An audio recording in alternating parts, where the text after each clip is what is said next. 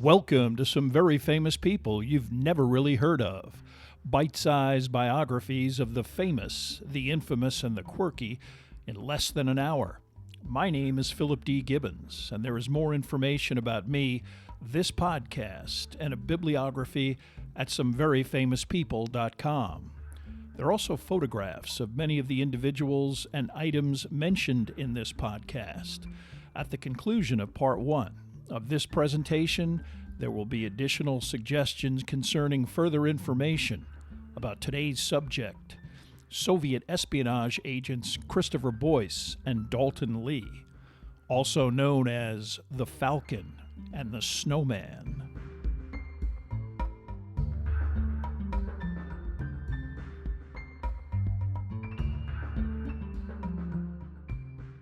Now let's get started with our story about the Falcon and the Snowman.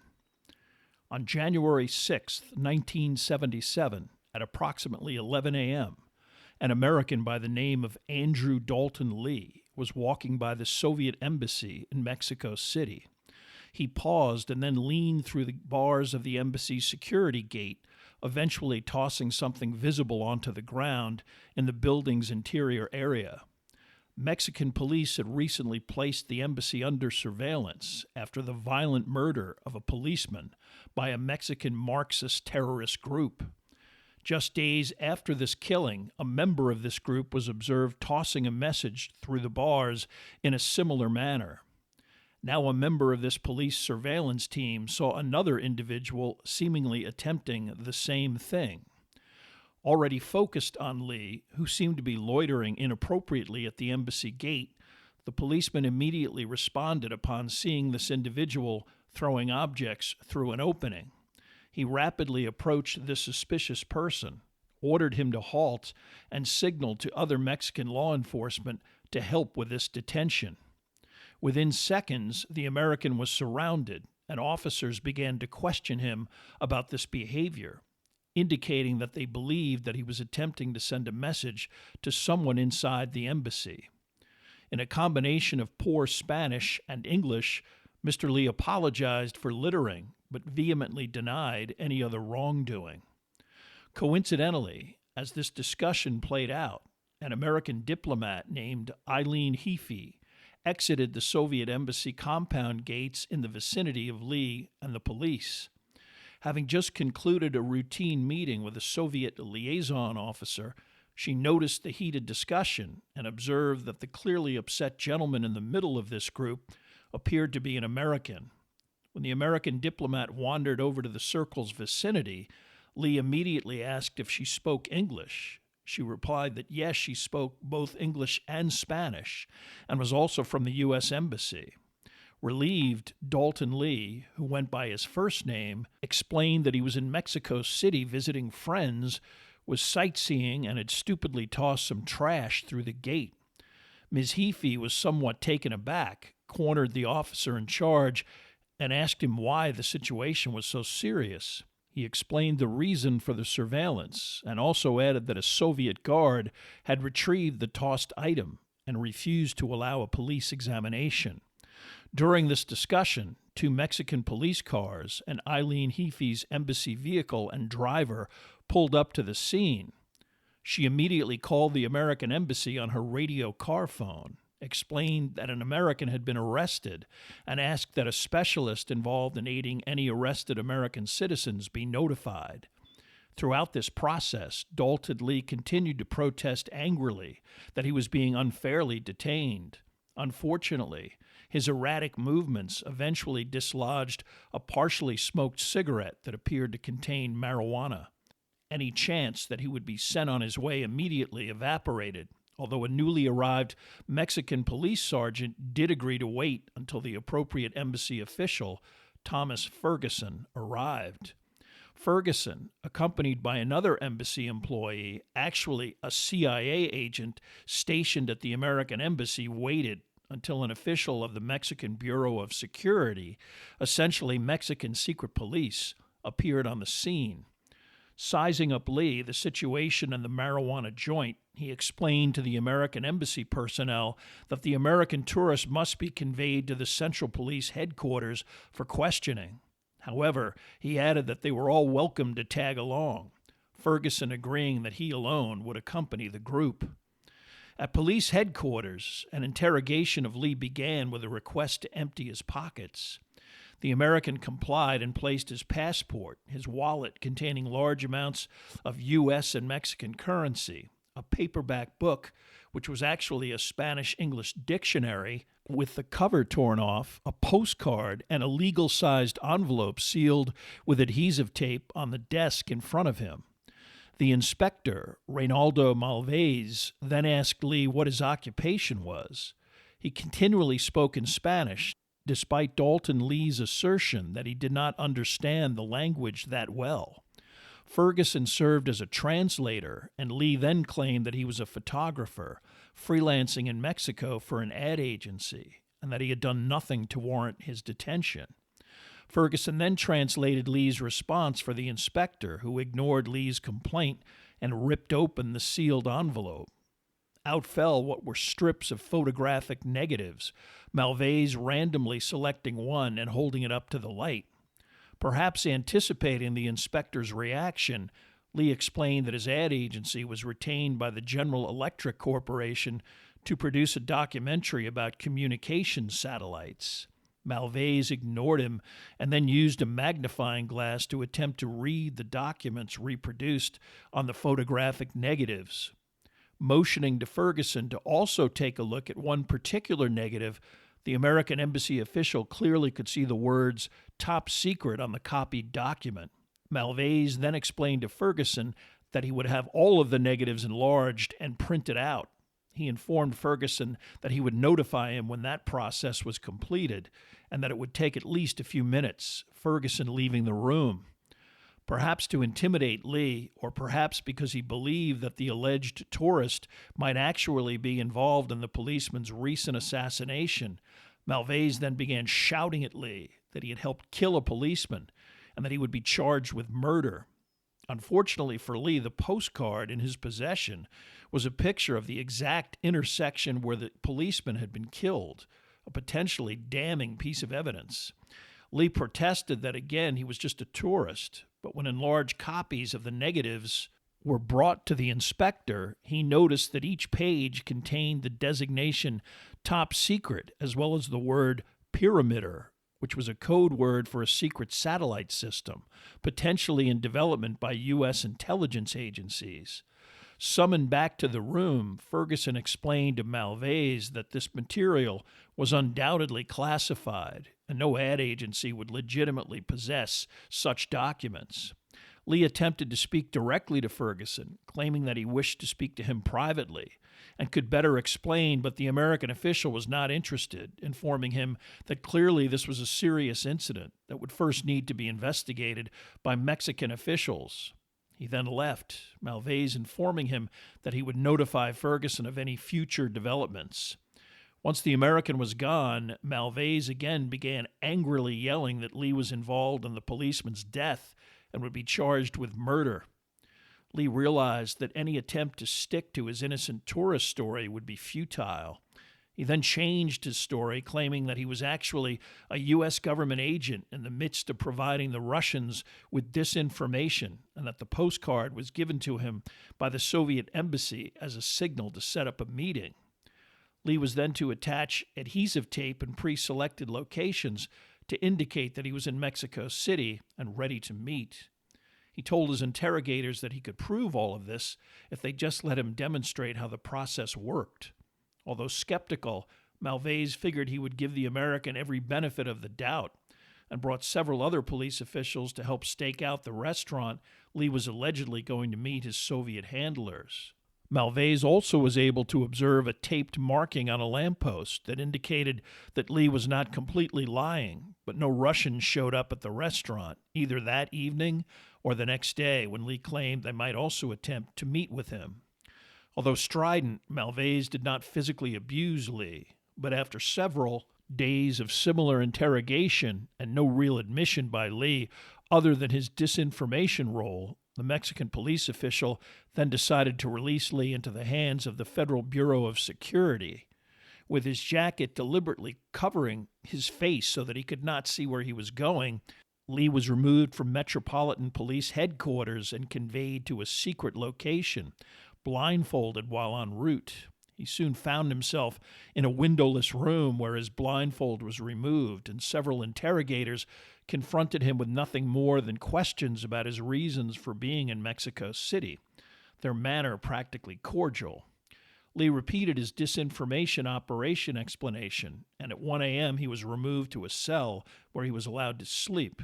Only 4 hours later, he was abruptly awakened, forcibly dragged back to the same room where this time a half-dozen individuals were waiting, immediately making accusations and firing questions at him, all in extremely rapid Spanish that Lee did not understand. When he protested that he did not speak Spanish, they called him a liar and then asked him to identify his Soviet operative from a group of Russians stationed at the embassy. He was able to identify at least one contact, a man he knew as John, which was obviously a pseudonym. The group of interrogators encircled him completely.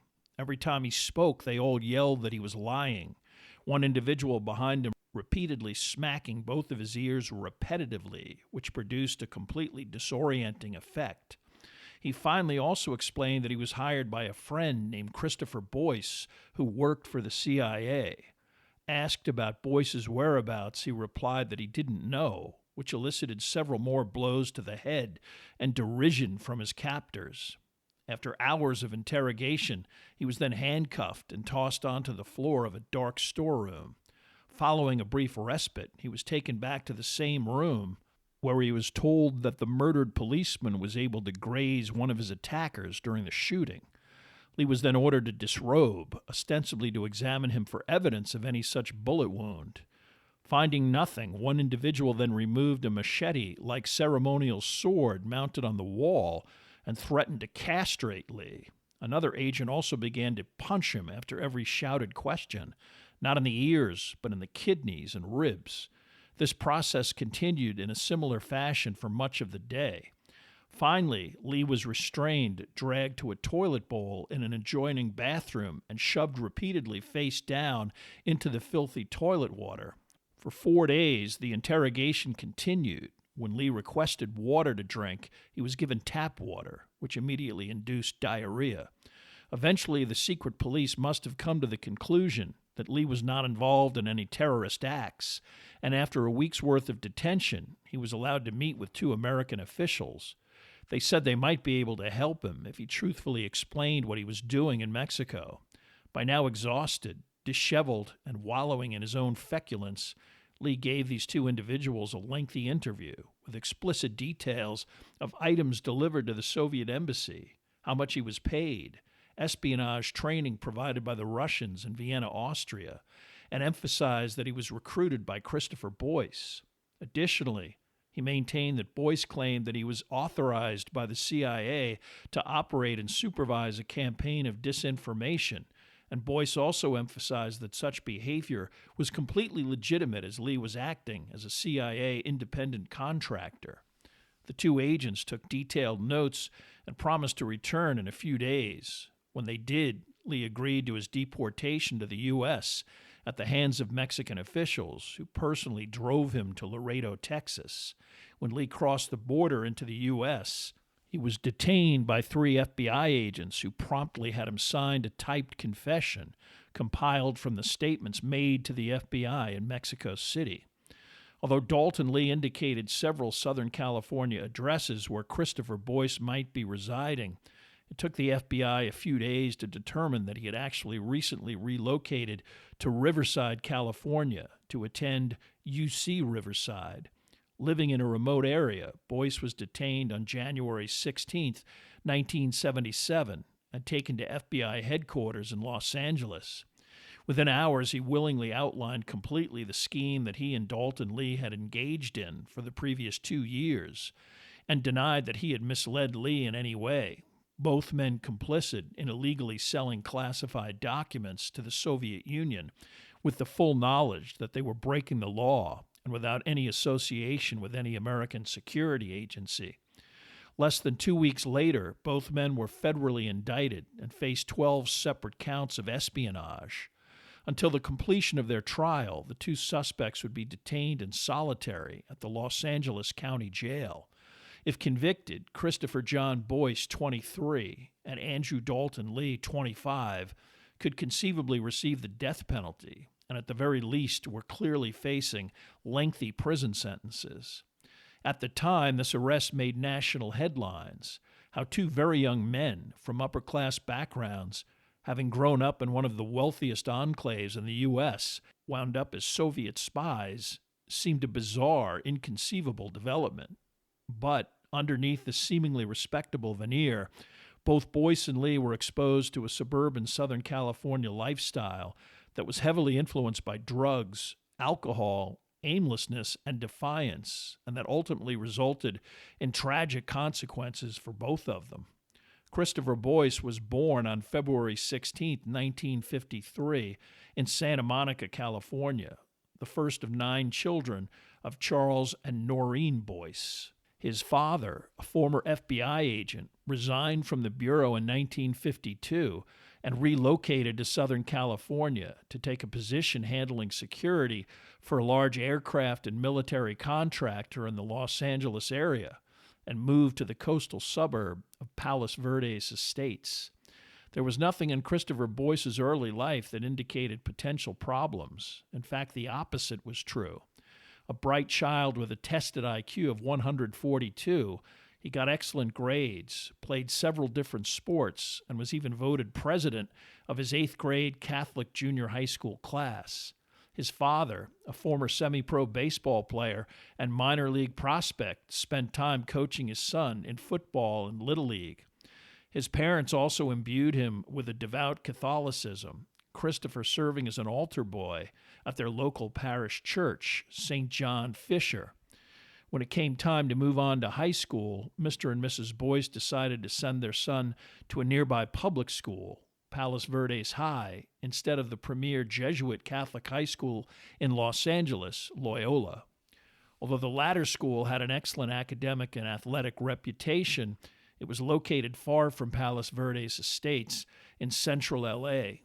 Upon his graduation from junior high school in 1967, his teachers and administrators would all remember him as one of the brightest and most conscientious students they had ever encountered.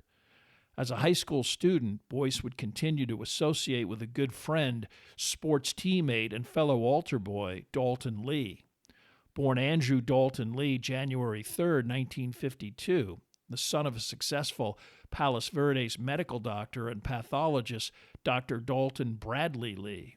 Although named Andrew, the younger Lee always preferred Dalton as a first name as he idolized his athletic and successful father, also a decorated World War II pilot and war hero.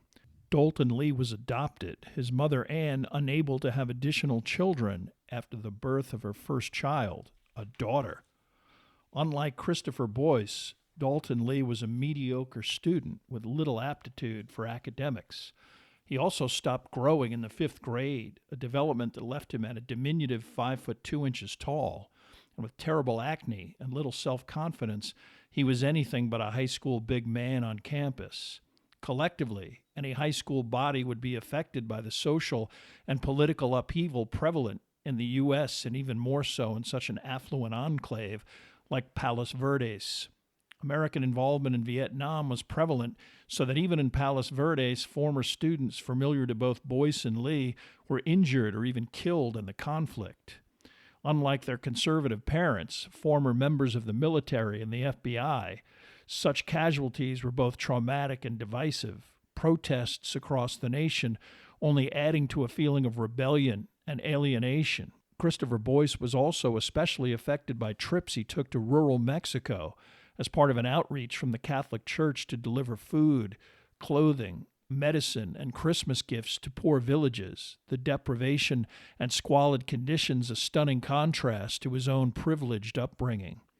Even more pervasive, especially in Southern California, was the widespread use of marijuana, enabled by numerous college students who returned during vacations, trickling down illegal substances to their high school associates.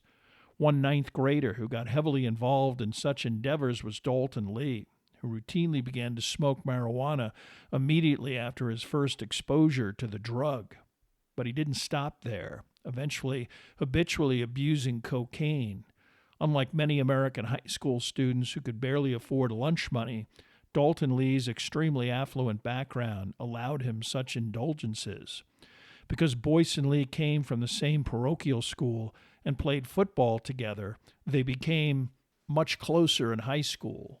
This association had an effect on Boyce's grades, which slipped from superior to mediocre through apathy and an increasingly rebellious and alienated personal perspective.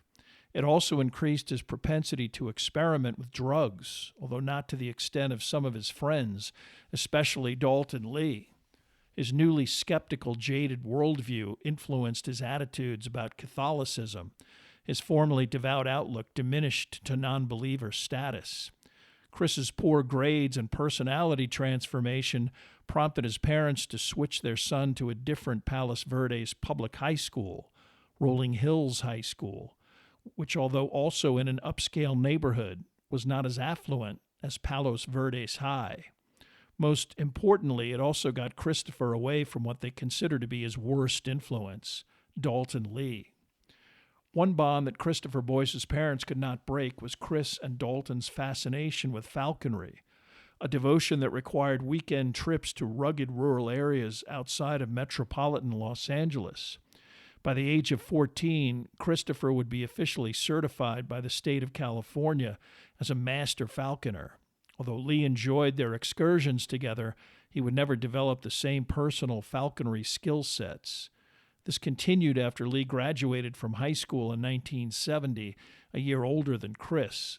Despite poor grades, his parents hoped that he could attend a junior college, get his academic act together, and transfer to a prominent four-year institution. It didn't happen, Lee dropping out within months. Unfortunately, his parents did not realize that he had already decided on an occupation, selling drugs on a methodical basis. Dalton Lee had already discovered that he could overcome his slight stature, acneed complexion, and lack of interest from the opposite sex by offering free samples to girls who normally wouldn't give him a second look. He soon moved out of his parents' house and moved in with some former high school buddies involved in the same pursuits.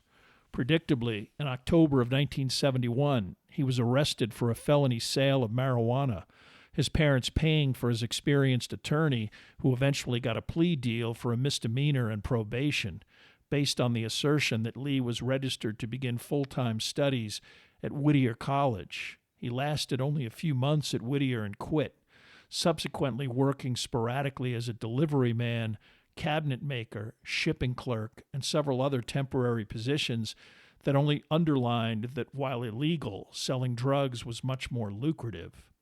By midsummer of 1973, Dalton Lee was again making $1,000 to $2,000 a week by wholesaling large quantities of marijuana with his roommate, Aaron Johnson, also his business partner. Lee also sold cocaine by the ounce, utilizing various younger teenage couriers to facilitate smaller quantity sales of the drug and then handling larger sales himself. In July of 1973, Lee and his roommate were busted for selling 10 pounds of marijuana to an undercover policeman. As the transaction occurred in Dalton's apartment, his bedroom was searched, yielding an additional stash of hashish oil, and peyote. 5 days later, the 14-year-old brother of another of Lee's drug-dealing associates, Barclay Granger, was arrested in Huntington Beach when he offered to sell a small quantity of cocaine to another undercover cop. Before his arrest, this young man revealed his connection for larger amounts of coke, and Lee and Granger were busted for that as well. Still on probation for the 1971 offense, Dalton Lee was now facing at least some jail time. Despite an attorney getting several continuances, the presiding judge eventually decided that the number and gravity of offenses required incarceration. Dalton Lee was sentenced to a year in a minimum security work camp. The judge did agree to review the case for a possible reduction in sentence, but he made no specific promises, and on March 7, 1974, Dalton Lee became a resident in the California penal system. While not as officially dysfunctional as Lee's post-high school resume, Christopher Boyce also found his transition after graduation to be anything but smooth. After getting his diploma, he was immediately struck down with a bout of mononucleosis, delaying his entry into Harbor Junior College by 6 months. He did well enough to gain admittance to Loyola Marymount University, a 4-year Jesuit institution in nearby Westchester, California. At this point, Boyce was so unfocused that despite his religious skepticism, he was even considering entering the priesthood, but this inclination was fleeting. In June of 1973, he left Loyola and enrolled in Cal Poly San Luis Obispo, mostly because of its beautiful location and proximity to the Pacific coast. The school was also near Morro Bay, a town situated near a federally protected sanctuary for peregrine falcons. The sanctuary itself located on Morro Rock, a distinctive geological tower rising up along the coastline. Initially excited within this unique environment, typically over time, Boyce's enthusiasm wavered, and when he was turned down for a federal grant for a Falcon-related study program, he decided to leave Cal Poly. Returning home with not much of a plan, Boyce's father determined that he might be able to find Chris some kind of job via the elder Boyce's connections in the aerospace industry. It wasn't long after that, in mid-June of 1974, that Christopher Boyce found himself heading to meet a business contact of his father's at the sprawling Redondo Beach campus of the aerospace giant TRW. He wasn't particularly concerned by the prospect of having to work in such a stodgy environment. He figured he would only be employed long enough to put away a few bucks and figure out what he might do academically. The ensuing interview went well. The interviewer, a former FBI employee who actually worked at the bureau with Boyce's father's brother.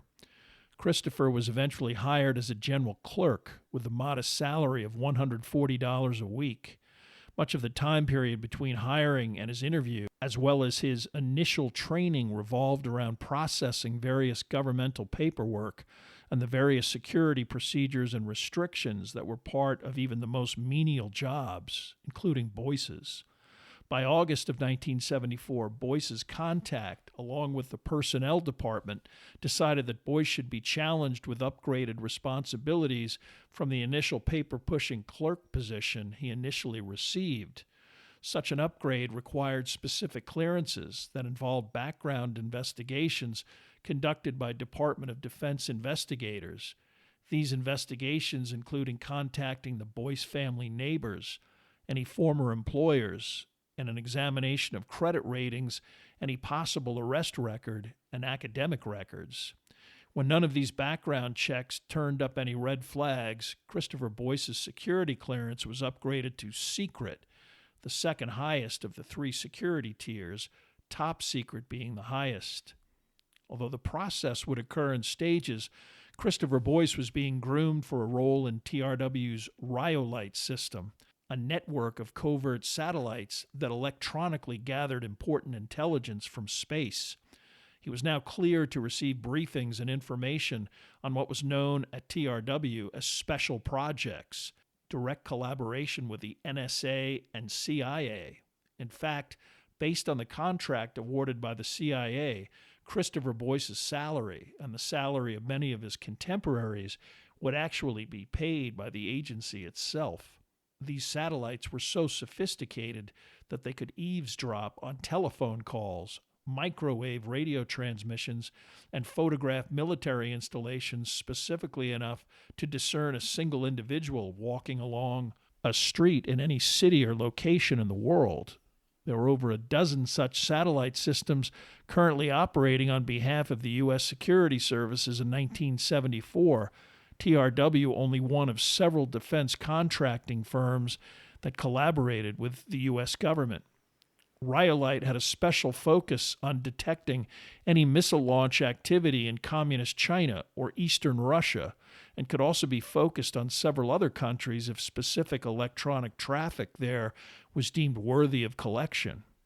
Boyce was to work in what was known as the Black Vault, a secured communications code room area that served as a liaison between TRW, CIA headquarters at Langley, Virginia, and the Rhyolite ground stations installed in, of all places, the Australian outback near Alice Springs, Australia.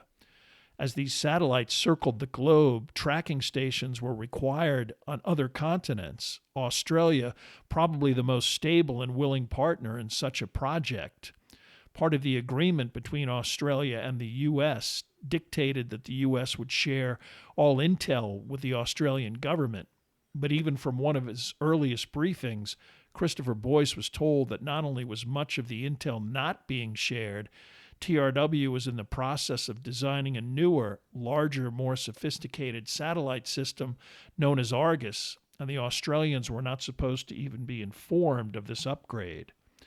One of Boyce's briefings included an introduction to his team of co-workers, the overall supervisor Larry Rogers, manager Gene Norman, and engineer and former CIA operative in Laos, Fred Young, and a computer tech named Laurie Vicker. On the very first day of his new assignment, Boyce went to lunch with his male co-workers to a local TRW haunt called The Hangar, essentially a burger and beer dive. Boyce would get an immediate sense of the overall attitude of his new unit when the group during lunch went through a half-dozen pitchers of beer, requiring that upon their return to the TRW campus, they not stumble on their way back through several requisite security checkpoints. This was a kind of acknowledgement of Boyce as a new member of their select group. Co-workers Norman and Young quickly got him up to speed on his requisite daily routine, which actually involves some sophisticated processes. The first individual to access the literal vault after showing his special pass to 3 separate guarded checkpoints at 7:30 a.m., he stood before the vault door where he needed to place an internal phone call to have a guard deactivate the vault door alarm.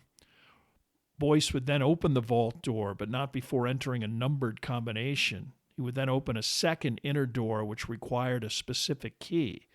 From there, he would manually deactivate an internal alarm and then open a safe, which contained the daily cipher assigned to the various computerized teletype machines, which transmitted scrambled encoded messages throughout the 3 Rhyolite outposts. He then made contact with Langley, codenamed Pilot, indicating that he had arrived and was up and running. The daily paper cipher sheet was torn in shreds, but still stored in a bag that eventually wound up in the vault paper shredder, a device that resembled a space-age blender. Next, any messages that had arrived overnight were collected, copied, and sent to either the appropriate TRW or on-site CIA official. All of these messages were retained for up to a year. If you could access the vault, you could read a year's worth of classified CIA material. Lastly, Chris sent out any messages to other locations and then scheduled any phone calls via a secured line that scrambled any such conversations so that any potential eavesdroppers would hear only gibberish. Although intrigued by the secrecy and exclusivity of his new work environment, there were some aspects of the job that Chris found off-putting. His co-worker, Gene Norman, was big on beer-soaked lunch breaks at either the Hangar or the Bucket, a topless club also frequented by many of their co-workers. Norman had worked at TRW for 7 years, treated Chris as a kind of kid brother, and felt it necessary to regale him with all sorts of stories about his 2 years as a Marine in Vietnam, getting into great detail about combat, prostitutes, and various sordid incidents, not understanding that Chris would not be very enthusiastic about such gung-ho behavior. Despite having a fiancée, perhaps out of boredom, his female co-worker Laurie made numerous blatant passes, but Chris quickly also learned that the vault was way beyond unprofessional. Its privileged group used the location's restrictive sanctuary as a non-stop cocktail lounge, and during downtime even included the board game Risk and other visitors with the same clearances hanging out as if it were the corner bar. If necessary, as the newbie, Chris would be sent out to bring back additional liquor, usually in a briefcase or container that the guards never checked. vodka screwdrivers or Bloody Marys in the morning. In the afternoon, the group delighted in using the powerful document shredder for ultra-mixed margaritas or daiquiris. Because no one else was allowed unscheduled access to the unit, this excess was not in any danger of being discovered. Although Chris was no stranger to this kind of partying, he was put off by the irresponsibility of his co-workers. He also began to actually read some of the communications between Langley and Australia, and was shocked to find out that the CIA had infiltrated Australia's labor unions and was openly agitating against Gough Whitlam, a Labor prime minister they felt was way too leftist and anti-American. Whitlam had already angered the U.S. hierarchy by removing Australian troops from Vietnam and criticizing American involvement in the war. Now the CIA was funding other political parties in an attempt to remove Whitlam, a strategy that was ultimately successful. Boyce also learned that the spy satellites didn't only focus on Cold War adversaries like China or the USSR. They would just as easily collect data from Israel, Japan, or France. With the U.S. government in the final stages of a costly and disastrous involvement in Vietnam, clearly spying on both enemies and allies in a business venture staffed by irresponsible incompetence, Chris began to feel nothing but contempt for the entire enterprise. Dalton Lee had emerged from the work camp about the time Christopher Boyce began his more sensitive intelligence work. Lee, despite remaining on probation and required to begin classes at nearby Harbor College, quickly resumed dealing, incarceration merely providing him with a wider circle of dealer contacts that allowed him greater access directly to wholesale sources in Mexico. In the mid-'70s, not only a major conduit for marijuana and cocaine, but also the major supplier of about 80% of all of the heroin consumed in the U.S. Lee actually began to travel to Mexico itself, establishing a network of mules who transported plenty of inventory for sale to Dalton's customers. Unfortunately, he managed to addict himself to heroin, fortunately via snorting the drug as opposed to mainlining it, but nevertheless, this diminished any attendance at university and precluded any scheduled visits with his parole officer, a drug test a key part of this interaction.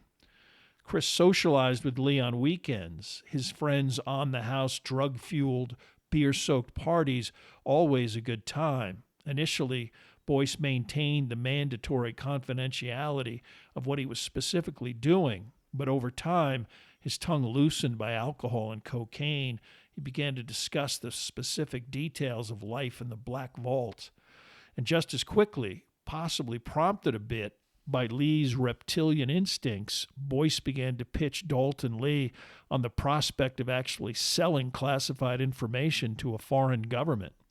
This was not exactly an idea that originated with Boyce himself.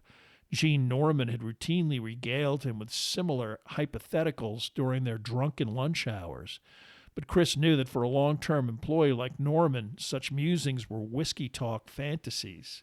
He was fundamentally too square to actually undertake such a legally serious and dangerously treacherous endeavor, placing his career and livelihood in jeopardy. But at 22, with no family, no similar attachment to a career, and an unabatingly rebellious attitude towards his immediate environment and his government employers, Christopher Boyce practically embraced the risk of what he was proposing. Initially, Dalton Lee was incredulous. Even Dalton considered such an endeavor a crazy idea. A dope bust was one thing. A good attorney could smooth that out. But full-blown espionage against the U.S. government, no thanks. However, Christopher Boyce knew his friend all too well. He knew Lee couldn't care less about the skullduggery and deceit of the CIA and U.S. government, but Lee loved money, and also the status of something that resembled a true-to-life secret agent was irresistible, and this predictably quickly began to wear down any doubts on the part of his diminutive friend. Boyce's entreaty also came about at a propitious time. Lee had been ripped off on some recent deals, an unfortunate but occasional cost of dealing with volatile across-the-border contacts. Lee was also tiring of the constant stress involved in the business of drug dealing itself. the U.S. government clamping down on drug sales and smuggling, narcs and informants seemingly omnipresent and part of the newly formed Drug Enforcement Administration, or DEA, an agency created to specifically find, arrest, and prosecute criminals like Dalton Lee. On top of that, a coke and heroin habit that was costing him $500 a week, Dalton Lee was certainly looking to diversify. Lee would have even bigger problems when in mid-March 1975, he and another dealer partner made the mistake of selling an ounce of cocaine to an undercover L.A. sheriff's deputy. Even worse, the sheriff made a subsequent surprise visit, arresting both men and seizing even more contraband. Knowing how to play the game, Lee convincingly offered to serve as an informant and even wear a wire during any law enforcement-contrived drug buys. Encouraged by Lee's snitch potential, the sheriff's department lowered his bail to $500 from $15,000, and Lee quickly emerged from lockup. But more bad news awaited. His attorney informed him that the probation officer already monitoring his case stemming from his 1973 dual arrests had finally tired of Lee's lack of compliance and was now beginning steps to terminate his probation and send him to prison. Not county jail or a work camp, but a state penitentiary. The PO's report recommending bail revocation was submitted in early March. A hearing was already scheduled in April before a judge who had previously warned Lee to keep his nose clean. The outcome of this hearing was practically a foregone conclusion, Lee shuddering at the mere thought of he, a 5'2" Palos Verdes resident, doing hard time in some dungeon like Folsom or San Quentin. Instead, Dalton decided that he would flee to Mexico. His short-term plan to raise cash revolved around implementing Christopher Boyce's offer to serve as essentially a courier to the Russian embassy in Mexico City. Their methodology was almost comically rudimentary, but seemed plausible to Boyce, who figured the Russians would eagerly bite at any chance to open up a connection to what was extremely valuable information. But it probably might never go anywhere, and nowhere near Mexico City, he, Boyce, had nothing to lose. To the frustrated but also desperate Lee, Christopher matter-of-factly sketched out next steps. Fly to Mexico City, enter the Soviet embassy, and present whoever he first encountered with a message that Boyce had already typed out that read, "Enclosed is a computer card from a national security agency crypto system. If you want to do business, please advise the courier." And in April 1975, only days before his scheduled hearing, Lee did get on a plane and headed for Mexico City, telling his parents where he was going, but assuring them that he would be back in time for his court appearance. Dr. Lee was also alarmed when he got a phone call from the sheriff's investigator involved in his son's more recent arrest, attempting to locate Dalton Lee so that he could begin his collaborative drug entrapment efforts with the department. Explaining the reason for his call, the detective was very reassuring, telling Dr. Lee that his son seemed very sincere about working with the police, getting out of drug dealing, and turning his life around. When Dr. Lee mentioned that Dalton was now living in Mexico and such cooperation would be difficult, the stunned cop quickly hung up, realizing that he had been conned. And so it was that in early April, Dalton Lee casually walked into the Mexico City embassy of the Soviet Union, indicated to a security guard that he had top-secret information about U.S. spy satellites and wished to discuss this with appropriate embassy personnel. Within minutes, he was sitting across the desk from a KGB agent named Vasily Ivanovich Okana. Okana remained poker-faced at first and immediately attempted to identify Lee's contact in the U.S., fundamental espionage tradecraft dictating direct contact with an asset so that manipulation and possibly intimidation could be appropriately applied. Lee had already been told that under no circumstances was he to reveal Boyce's identity. Lee explained more specifically that he was a go-between for a U.S. government employee with socialist leanings who would defect but was married with children and did not want to be personally identified. Additionally, Lee emphasized that he could deliver extremely valuable intelligence materials, but expected to be well compensated. As an inducement, the American handed over some computer cards and a foot-long paper teletype material used in the TRW encryption machines. O'Connor remained unexpressive, but did offer Lee vodka, which the prospective secret agent accepted. Another employee quickly brought in several tall bottles of vodka and a bowl of iced black caviar. O'Connor asked to see some personal identification, which Lee provided in the form of his California driver's license. O'Connor copied this information down, made some brief small talk, and then left, stating that he wanted to have Lee's materials examined by another embassy official. Lee sipped his vodka, and after a brief respite, O'Connor returned, this time with specific questions revolving around satellites and Lee's knowledge about this technology. Luckily, Boyce had also given Lee at least some basics about this topic, because after another brief exit, O'Connor returned to the conference room, by now all smiles and quite pleasant. He told Lee that the American should plan on returning for another face-to-face meeting on April 23rd. He gave him a time and a restaurant location and even a password to be used throughout Lee's dealings with any embassy official. O'Connor then passed Lee an envelope containing $250 in cash for expenses when returning to Mexico. The two men shook hands and Lee left the building. That night, at a prearranged time, Lee called Boyce, who was waiting at a prearranged phone booth in Hermosa Beach, California, and gave him the stunning update. It was a brief conversation, Boyce in total shock, finding it hard to believe that a screw-up like Dalton Lee could have actually pulled off such a caper. But he had, and now there was no turning back. After bumming around Mexico for several days, Lee returned to the Mexican capital for a prearranged meeting at the restaurant. This interaction was brief, most likely to reassure the Russians that Lee was at least modestly reliable and could follow simple directions.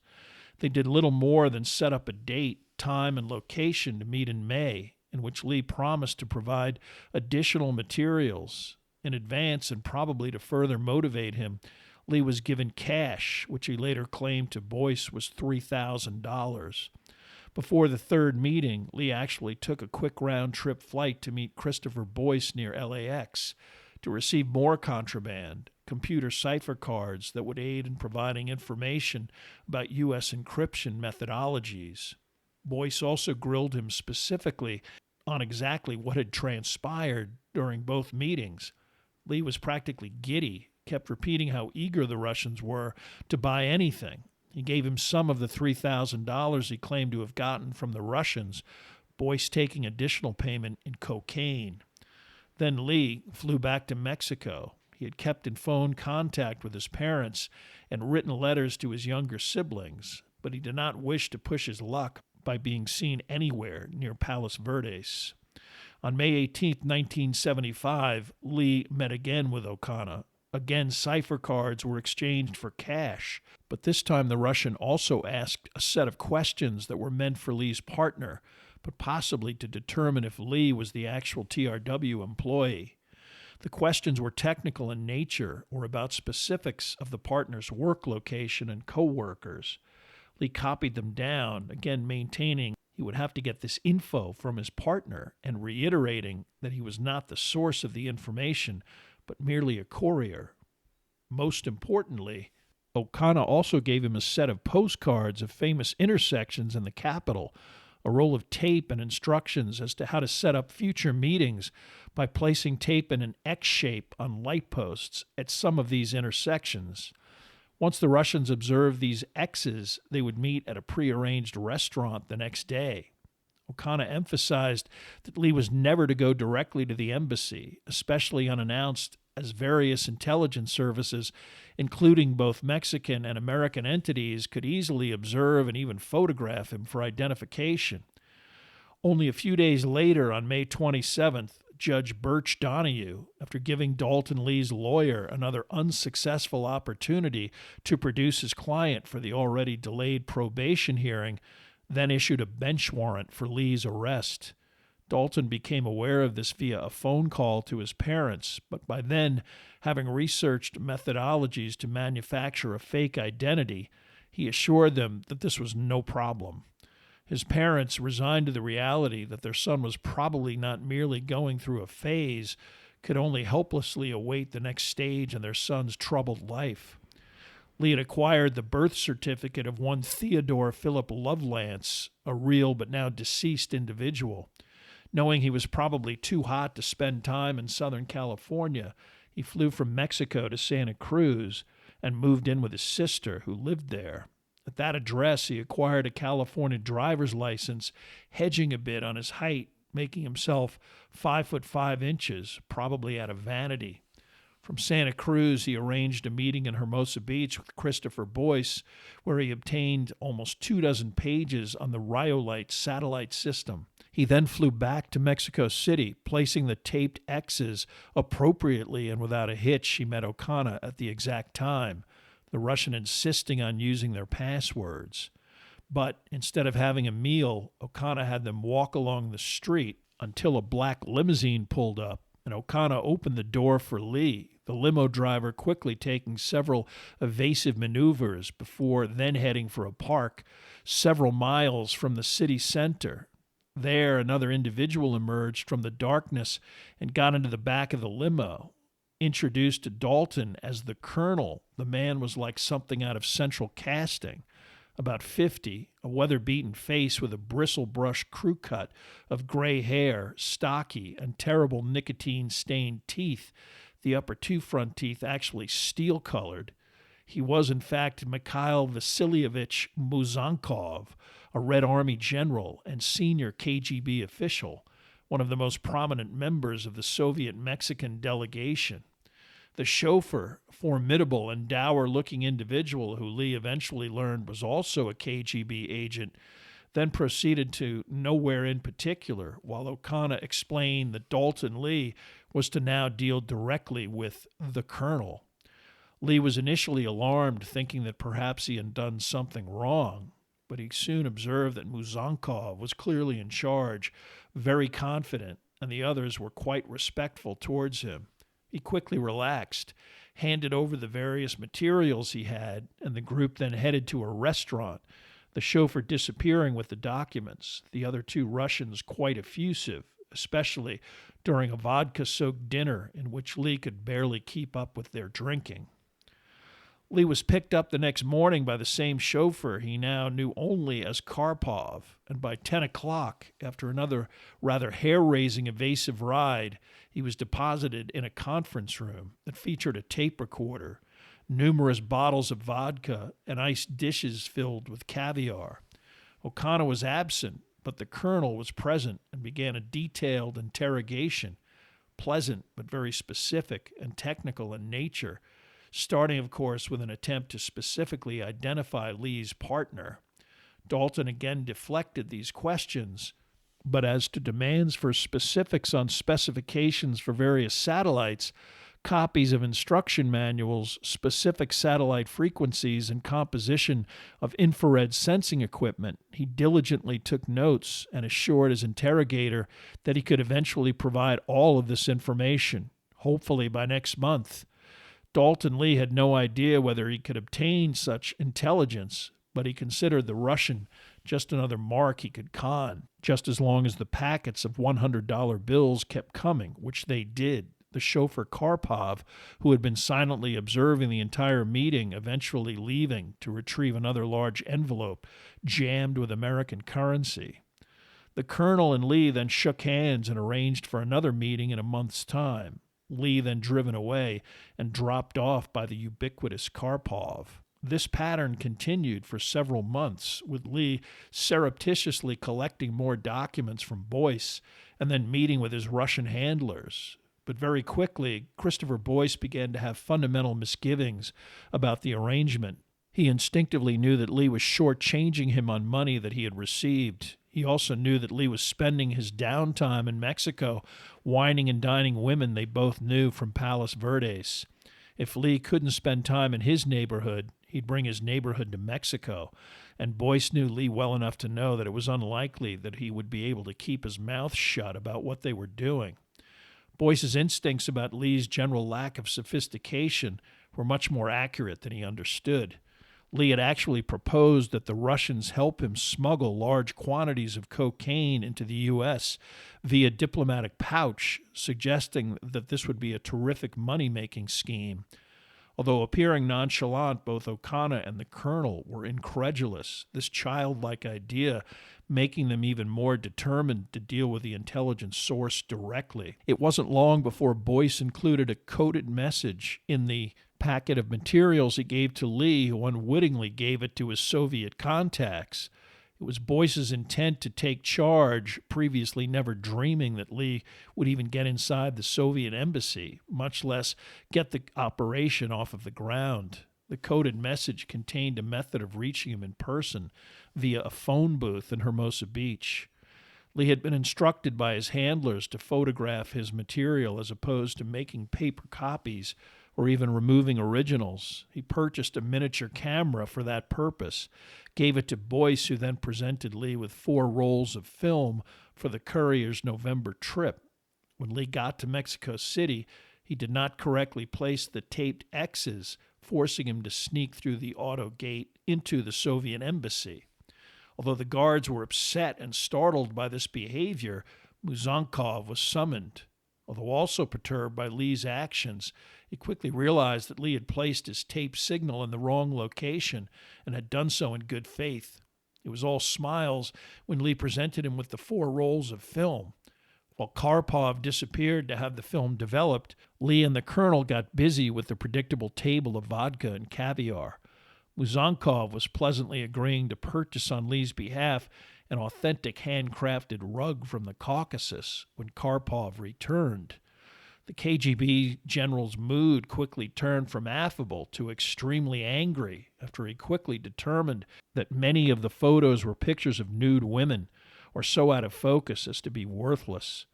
Lee was shocked and also convincing enough when he explained that he had no knowledge of the contents and must have been his associate's idea of a joke.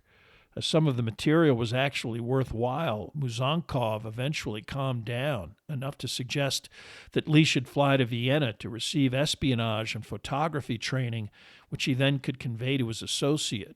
He also presented Lee with 3 telephone booth numbers in the Los Angeles and San Francisco area, a direct method of communication if necessary. Lastly, after sarcastically laughing off Lee's demand for $50,000, he gave him $6,500, $5,000 for what he said was at least an effort, and $1,500 to cover expenses to get to Vienna. The colonel concluded by promising $10,000 for coding machine ciphers presented months in advance and specific data on TRW's infrared satellite sensors.